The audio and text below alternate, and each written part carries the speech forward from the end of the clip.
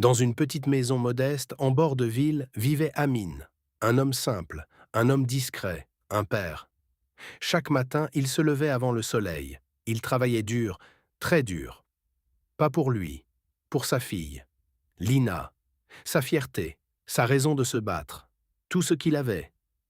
Il n'avait pas beaucoup d'argent, ses vêtements étaient usés, ses mains abîmées par le travail, et parfois, il sautait des repas. Mais pour Lina, il donnait tout, il lui achetait des livres, il payait ses études, il l'encourageait chaque jour. Travaille dur, ma fille, ta vie sera meilleure que la mienne. Et Lina, au début, elle l'aimait profondément. Mais en grandissant, quelque chose change. Au lycée, elle découvre un autre monde. Des amis riches, des vêtements de marque, des téléphones dernier cri. Et petit à petit, elle commence à avoir honte. Honte de sa maison, honte de ses vêtements, honte de son père. Un jour, Amine vient la chercher à l'école, comme toujours. Mais cette fois, Lina n'est pas seule. Ses amis sont là, bien habillés, confiants, différents. Et quand elle voit son père, fatigué, mal habillé, souriant malgré tout, elle panique. C'est qui demande une de ses amies. Un silence. Lina hésite, regarde son père, puis répond. C'est juste quelqu'un du quartier. Ces mots cassent quelque chose. Amine a tout entendu. Mais il ne dit rien. Il sourit, comme toujours. Sur le chemin du retour, le silence est lourd. Tu n'étais pas obligé de venir, dit Lina froidement. Amine hoche la tête. D'accord.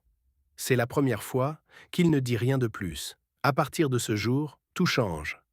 Lina s'éloigne, de plus en plus. Elle ne parle presque plus à son père. Elle sort.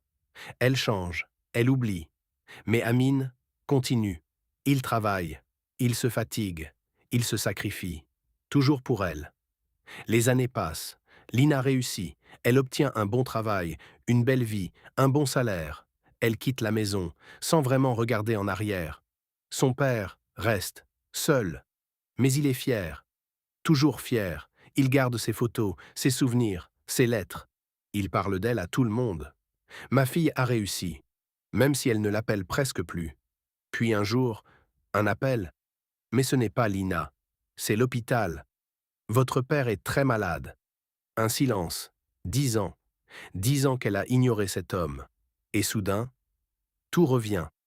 Les souvenirs, les sacrifices, les moments oubliés. Elle court. Elle arrive à l'hôpital. Mais c'est trop tard. Amine est partie. Sur la table, une enveloppe, avec son nom. Ses mains tremblent. Elle l'ouvre. Ma fille, si tu lis cette lettre, c'est que je ne suis plus là. Je veux que tu saches quelque chose. Je ne t'ai jamais en voulu, jamais. Même quand tu m'as ignoré, même quand tu avais honte de moi, j'étais fier de toi, toujours. Parce que tout ce que j'ai fait, c'était pour que tu aies une meilleure vie, et tu l'as eue. Alors ne regrette rien, sois heureuse, c'est tout ce que j'ai toujours voulu. Papa. Les larmes coulent. Mais cette fois, il n'est plus là pour les voir. Et pour la première fois, Lina comprend ce qu'elle a perdu. Pas un homme pauvre, un père.